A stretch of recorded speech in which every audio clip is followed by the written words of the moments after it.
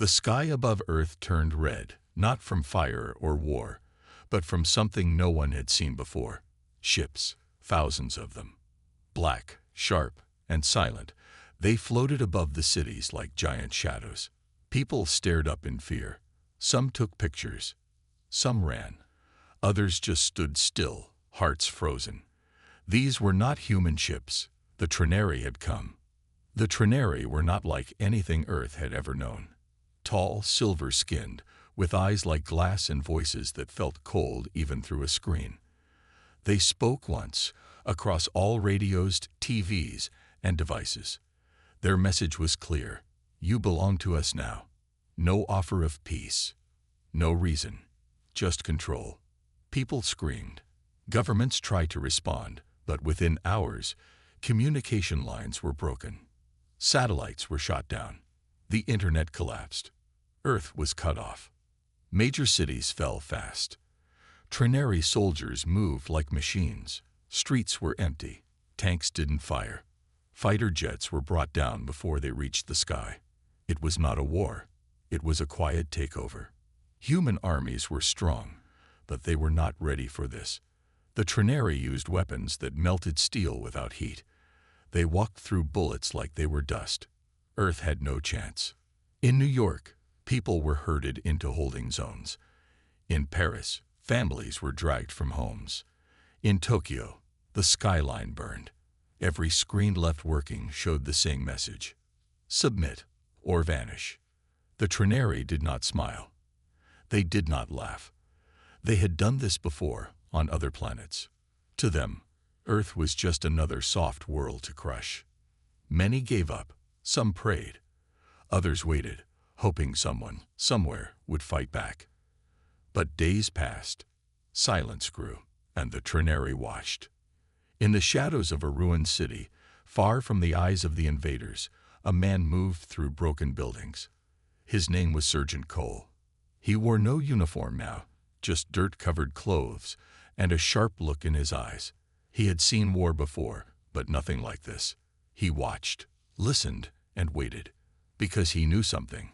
Something the Trinary didn't.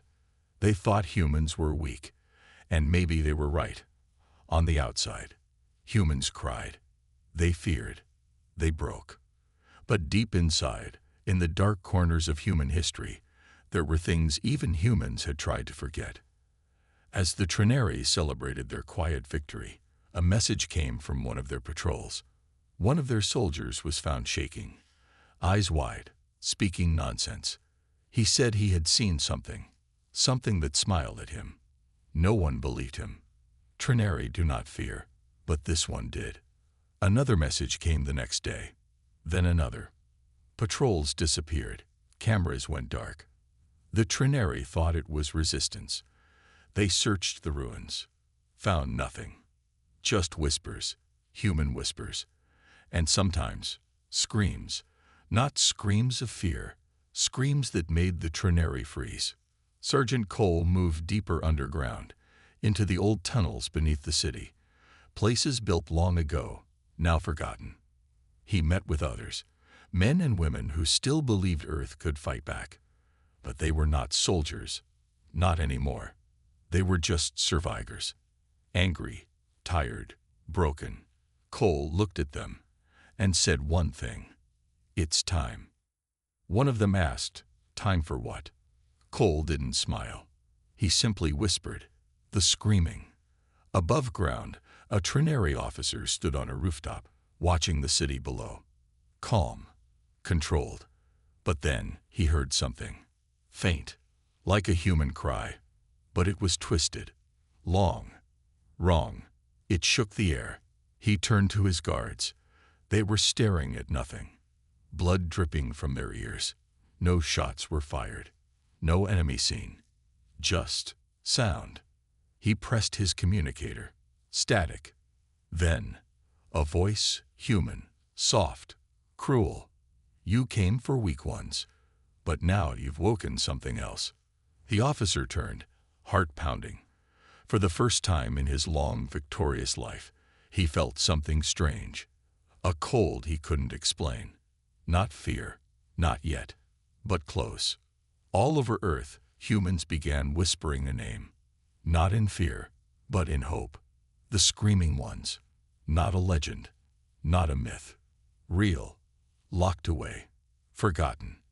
Until now.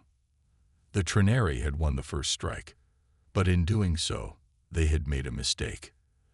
They thought humans were weak, until the screaming began. The Trinary now ruled the cities, but they didn't understand them. Tall buildings stood empty. Streets were quiet. Human eyes watched from shadows, waiting. Trinary patrols moved through every block. They searched for signs of resistance, but found nothing.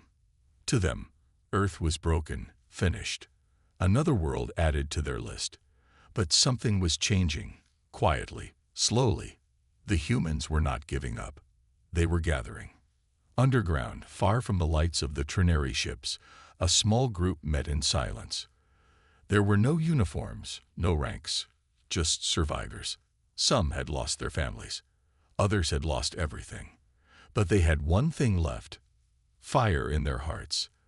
They called themselves the Freeborn. At the center of them was Sergeant Cole. Cole had been quiet since the fall. He watched. He listened. He planned.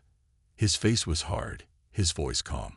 People listened when he spoke, not because of his words, but because of how he looked at the world, like he already knew what was coming. "This isn't over," he told them. "They think they've won, but they haven't seen what Earth can really do. Not yet." A young woman named Leela stood near him. Her brother had been taken by the Trinary. She asked, "But how can we fight? Their weapons, they walk through bullets. We're just people."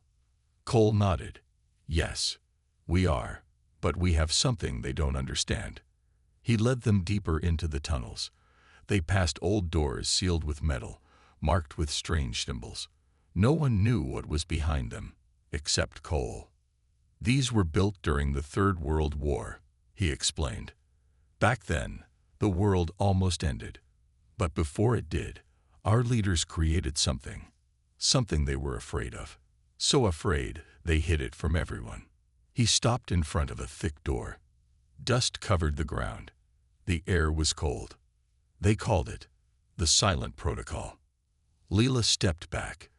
The others looked around, confused. Cole looked at them. It was a final option.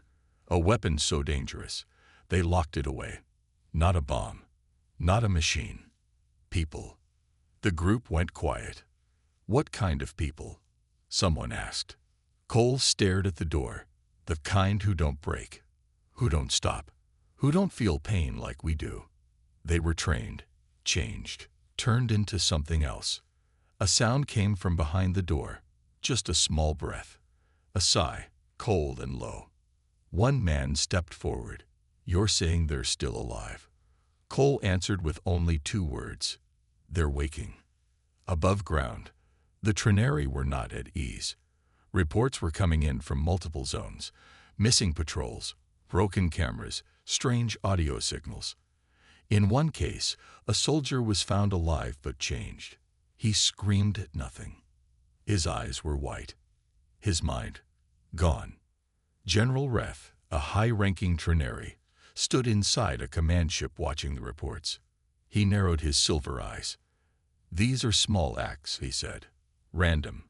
Fear tactics. Humans are weak. They have no army." His officer, smaller and unsure, replied, We think it's something else. Not human military.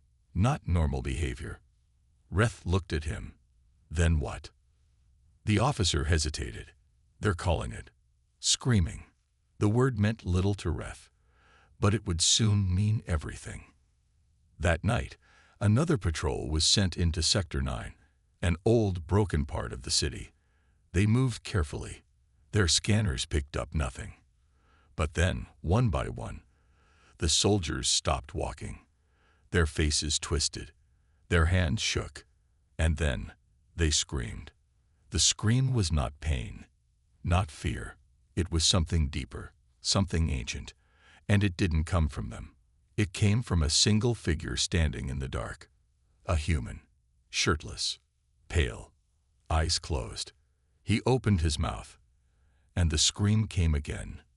Not a loud scream, but a heavy one. A scream that made air shake and glass break. A scream that pulled memories from the Trinari's minds. Memories of failure, of loss, of fear they had forgotten long ago. Back in the bunker, Cole watched a monitor. The figure in the dark had returned. One of the screaming ones. Subject 17. Awake after 30 years. Cole spoke quietly. They wanted to lock them away forever. Maybe they were right. But now, we need them. Leela looked at the screen, fear in her eyes. What if they heard us too? Cole didn't answer for a long time. Then he said, "That's why we whisper. That's why we plan. Because we only get one chance. When they scream, we better make sure it's at the enemy." And in the cold night above, the Trinary command heard something they never expected. A scream, followed by laughter. The war was not over.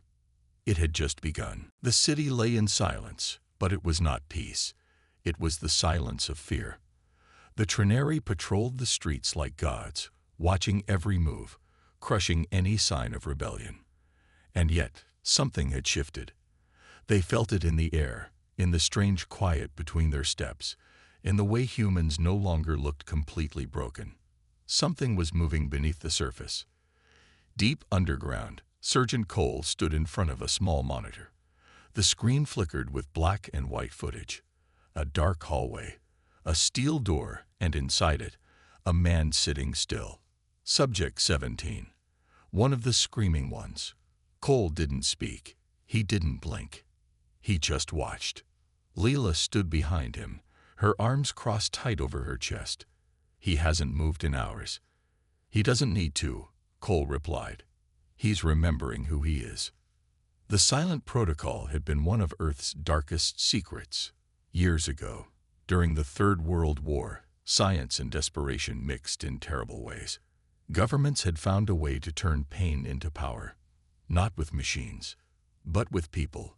They created soldiers who didn't break, who didn't feel fear, who could weaponize their voices, screams that tore apart minds, shattered metal, and broke the will of enemies. They were the screaming ones. But after the war, no one wanted them around. They were too dangerous, too unstable, so they were locked away, deep underground, erased from records, forgotten by time. Until now. Cole opened the heavy door and stepped into the dark room. The man inside didn't look up. His skin was pale. His back was covered in old scars. His eyes remained closed, but Cole knew he was awake. "You remember me?" Cole asked softly. The man opened one eye. Cold. Empty. "They brought you back," he said. His voice was deep, but quiet. "I knew they would. They always do." Cole nodded. "The Trinary think we're weak." The man gave a small smile. "They'll learn." Outside, in the ruined parts of the city, strange things began to happen. Trinary patrols found their weapons failing, their soldiers getting sick, whole squads disappearing without a sound. Some left behind twisted metal, others left only blood. And always, that same noise, a low, haunting scream in the wind. Inside their main ship, General Reth slammed his fist against the table. "Explain this." His officers looked shaken. One spoke, voice unsteady. "It's not an army, General. It's one man, one voice, one scream." "That's impossible," Reth growled. "No, sir," the officer said. "It's human." The Trinary had studied humans. They saw them as emotional, fragile, soft, but they had not seen all of Earth's history. They had not seen what humans did to each other in their worst moments. Now those moments had returned, focused, sharpened, and turned into a weapon. In a dark alley, two Trinary soldiers chased what they thought was a child. But when they turned the corner, they found themselves face to face with a man standing still. His head was down, his arms at his sides. He looked broken, weak. But then he raised his head and screamed. The sound was not loud. but it hit like a storm. The soldiers dropped to the ground, screaming themselves, clutching their heads, their minds melting with fear. Blood poured from their ears, and when they stopped moving, the man turned away, silent again. The humans began to whisper stories, stories of the screamers, of shadows that moved through fire, of voices that broke stone. People who had once felt hopeless now looked toward the sky, fists clenched, eyes burning. They had a reason to believe again. Back in the bunker, Subject 17 sat with Leela. She brought him food, though he never ate. She asked him questions, though he rarely answered. But one night he looked at her and said, "You're afraid of me." She nodded. "Yes." "Good," he said. "That means you understand." She asked, "Are you human?" He looked at the ceiling for a moment. "I was. Before the pain. Before the training. Before they made me scream." Then he turned to her. "But I remember who I'm screaming for." And that night, far away in the dark, another hidden vault opened. More doors unlocked. More screaming ones woke up. The Trinary didn't know yet, but Earth's old weapons were rising. And they weren't machines. They were people. Broken, silent, waiting. And soon, they would all scream together. The screams echoed through the ruins like thunder in a storm. The Trinary, once calm and in control, were beginning to show cracks. Their perfect order was being disturbed by something they didn't understand. Fear. General Reth stood in the center of his command room, his silver eyes cold but tense. "We are not losing to primitives," he said, his voice sharp. "Find the source. End it." But even as he spoke, more patrols were disappearing. More Trinary were found broken, their minds shattered by something they could not see. Their weapons were useless. Their armor couldn't protect them from sound, from the scream. In an old metro tunnel beneath the city, Surgeon Cole and Leela watched as 3 more screaming ones emerged from another sealed chamber. These weren't like Subject 17. Each one was different, older, quieter, and more damaged. But when they opened their mouths, even the air seemed to freeze. Leela stepped back, shaken. "How many are there?" Cole answered without turning. 9 were locked away. 1 died in testing. 1 was lost. "We found 4. And the others?" she asked. "They'll hear the call," Cole said. "They always do." Subject 17 stood nearby, silent. He didn't speak often, but when he did, his words carried weight. They remember the pain. It guides them. That night, something changed. Not just for the humans, but for the Trinary. One of their warships crashed into a skyscraper, not from attack. The pilot had lost control. He was screaming, loud and wild, before the crash. His final words were recorded. "They're inside my head." The Trinary Council on the flagship debated in panic. "These humans are using sound as a weapon," one said. "It's psychological warfare." "No," General Reth replied. "It's something deeper. They've made fear into a weapon." On Earth, word of the screaming ones began to spread. Not just through whispers, but through small acts of rebellion. Civilians blocked roads. Farmers refused orders. Children painted strange symbols on the walls. Symbols from the old war, symbols of the silent protocol. And then came the broadcast. Across all Trinary frequencies, a signal took control. Screens went black. Then static. Then a face. Subject 17. Calm. Still. He spoke just 2 words. "We remember." The signal cut, but the damage was done. Trinary soldiers looked around nervously. Their grip on control was slipping. Fear was growing. And fear made them weak. Cole watched the broadcast from a broken monitor. Lila sat beside him, tired but hopeful. "You think they're ready to fight?" she asked. Cole looked at her. "No, but they're ready to believe." In another part of the city, a squad of Trinary stormed an old hospital, thinking it was a rebel base. But inside, they found only darkness. No humans, no weapons, just a long hallway. And at the end, a figure standing still. A woman. One of the missing screaming ones. She didn't move, didn't speak. She just opened her mouth and screamed. The walls cracked. Lights exploded. The squad fell one by one, their minds breaking under the sound. The hallway filled with smoke and blood. And then, silence. Another one had returned. General Reth watched the footage in silence. His officers looked to him for answers. He gave none. Because deep inside, for the first time, he didn't have any.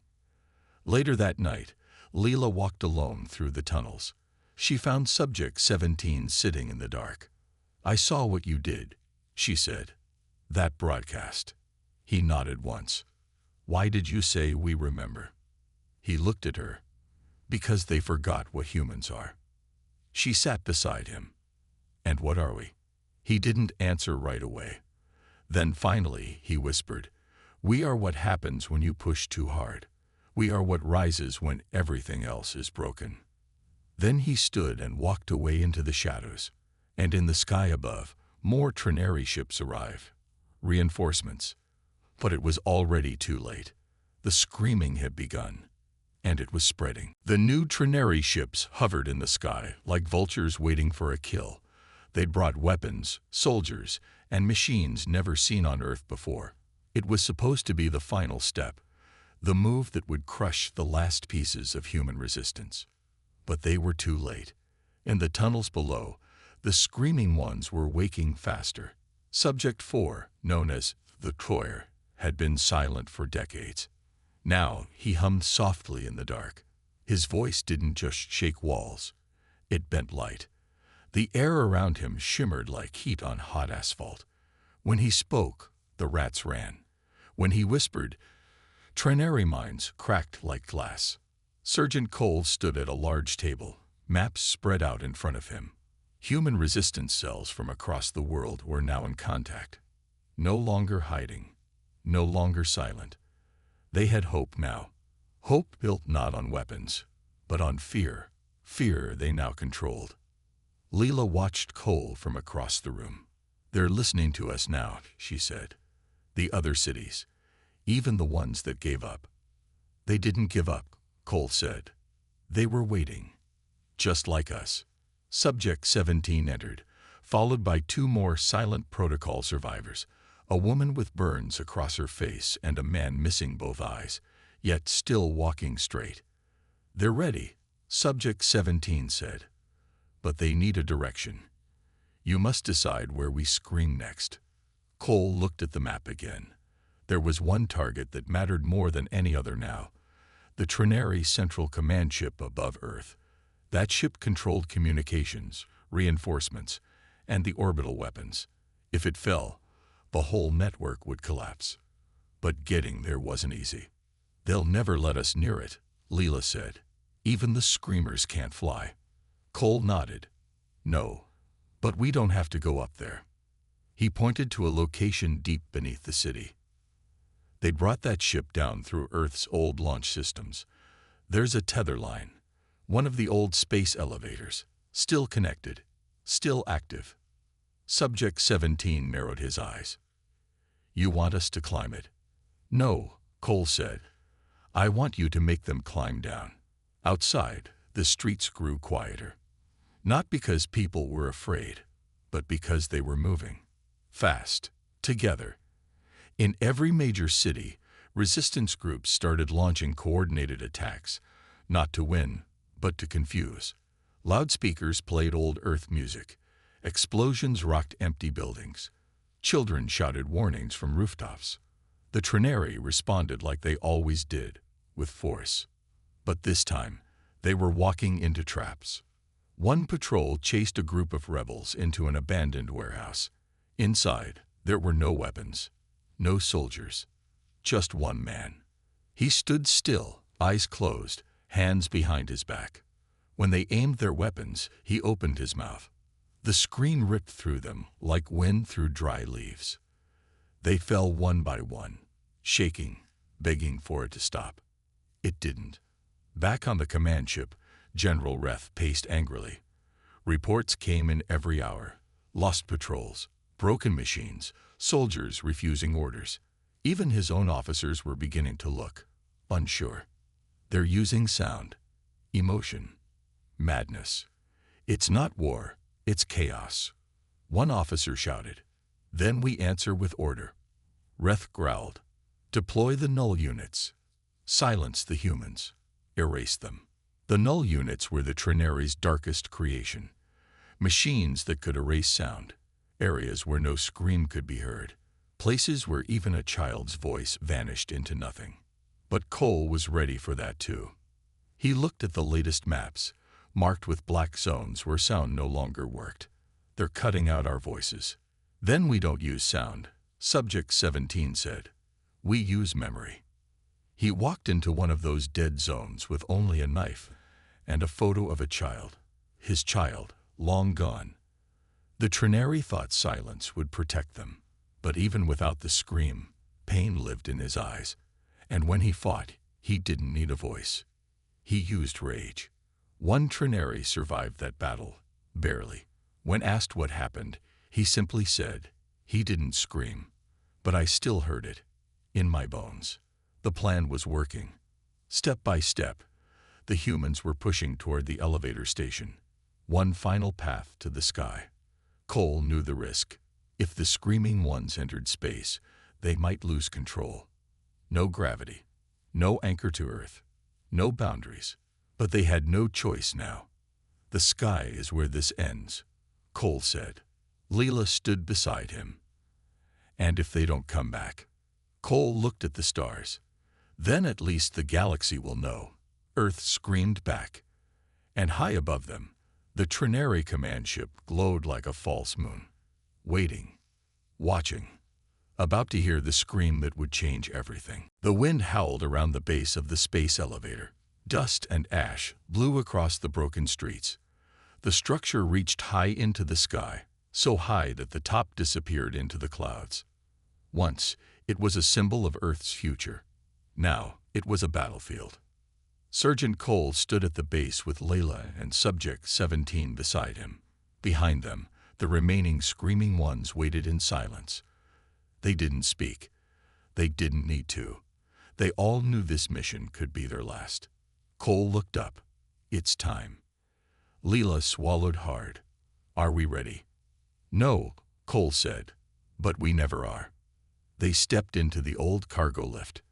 It groaned under their weight, shaking as it came to life. The ride would take 15 minutes. 15 minutes of rising through the clouds, through the fear, into the heart of the enemy. As the platform rose, the world below shrank. The city looked small. The pain, the fire, the screams, they all seemed far away now. But Cole knew the real fight was just ahead. On the Trinary command ship, alarms blared. They're coming up the tether, a technician shouted. General Reth stood still, watching the screen.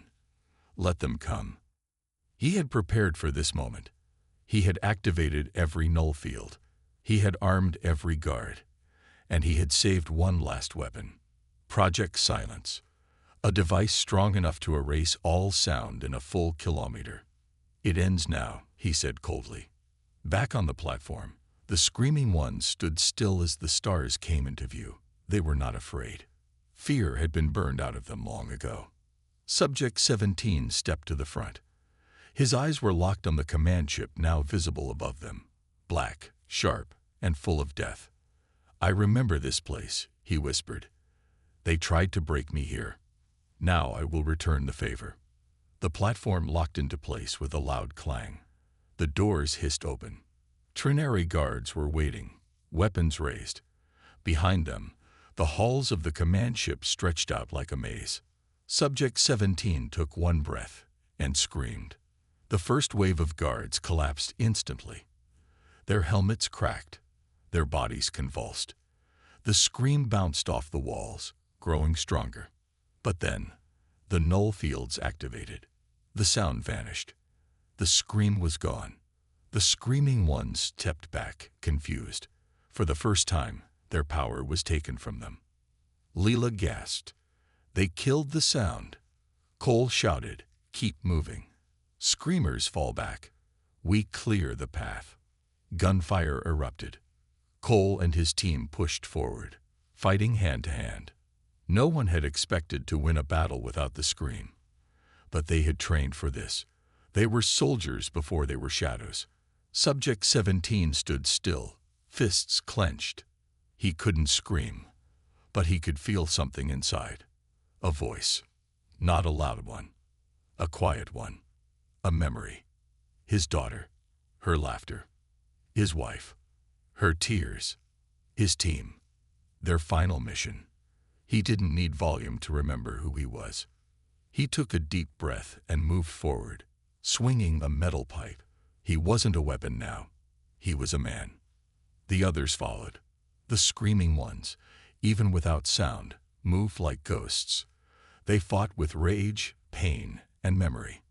And slowly, they'd push deeper into the ship. General Reth watched from the control room. He was no longer calm. "They're not stopping," an officer said, even without their scream. "Then activate Project Silence. Now." Below the command deck, a large machine came to life. Blue energy surged around it. If triggered, it would erase all sound on the entire ship permanently, and likely destroy it in the process. Reth didn't care. "I'd rather burn this ship than let them win," he said. But just before the machine finished charging, something happened. Subject 17 reached the control core. He fell to his knees, bleeding, exhausted. But he could still feel her voice. His daughter. So he whispered. Just a whisper. It passed through the vents. It passed through the floors. It reached the other screaming ones. And then it grew. One by one, each of them screamed, not with power, but with purpose. Not with rage, but with memory. Their voices combined, soft at first, then rising. The null fields cracked. The lights flickered. The Project Silence machine overloaded. And then, the true scream came. It shattered metal. It melted walls. It tore through the command deck like a tidal wave of pain and grief and fury. General Reth fell to his knees, clutching his head. His scream was the last one heard before silence returned. Not from the machine, but from peace. Because the battle was over. And Earth had screamed its final scream. The galaxy would never forget it. The Trinary command ship floated silently above Earth. Its black steel walls were broken and scorched. The once proud flag of the Trinary Empire hung in pieces, torn by shockwaves and heat. The battle was over. The scream had ended everything. But not everyone was gone. Inside the ship's broken heart, Sergeant Cole walked slowly through the ruined halls. Sparks fell from the ceiling like dying stars. The floor was stained with blood. Trinary and human both. Behind him, Leela limped, holding her side. She was hurt, but alive. "We did it," she whispered. Cole didn't answer right away. He looked at the bodies, the silence, the cost. "Yeah," he finally said, "but at what price?" Deeper in the ship, Subject 17 sat beside the remains of the Project Silence machine. It was destroyed, burned from the inside. He was silent, his face pale, his body shaking. The other screaming ones stood around him like statues. "We screamed," Subject 17 said softly, "but not just to hurt them." Leela sat down beside him. "Then why?" He looked at her with tired eyes. "So they'd hear us. So they'd finally hear what we were never allowed to say." Cole joined them. And did they? Subject 17 nodded slowly. "Yes. Right before the end. I felt it. One of them understood. Just one. That was enough." Far above them, the stars burned bright. For the first time in many years, Earth's sky was clear. No warships, no blockades, no Trinary patrols. The few surviving ships turned and left, not because they were defeated, but because they were afraid. Afraid of Earth. Afraid of the scream. Across the planet, people stepped out of hiding. They looked to the skies, and saw freedom. They looked to the ruins and saw hope. And they looked to each other and remembered who they were. They were not weak. They were not broken. They were human. The screaming ones did not return to cities. They didn't ask for reward or thanks. They walked into the mountains, the forests, the deserts, quiet places where the world could forget them, and they could forget the pain. Subject 17 stood at the edge of a cliff, wind in his hair. Leela found him one last time. "You could stay," she said. He shook his head. "I was built to scream. But now there's nothing left to scream for." "Then what now?" He looked out at the horizon. "Now I listen." And with that, he walked into the wild. In the rebuilt halls of Earth's first free council, Surgeon Cole stood before a crowd of humans, young, old, wounded, strong. He wasn't a hero to them. He was a reminder, a voice. He raised his hand. "We didn't win this war with guns. We didn't win it with ships. We won it with the one thing they thought they had taken from us, our voices." He paused. "They called us weak. They thought we would break. But when we screamed, the galaxy listened. And they all knew this was only the beginning. Because somewhere in the stars, other empires would hear the story. Other species would hear the scream. And maybe, just maybe, they would think twice before calling Earth weak again. Maybe next time, they would come in peace. But if not, Earth would be ready. And they would remember. They thought we were weak, until the screaming began. Let me know if you want an outro narration paragraph for your YouTube video, or if you'd like the full story combined into one script file.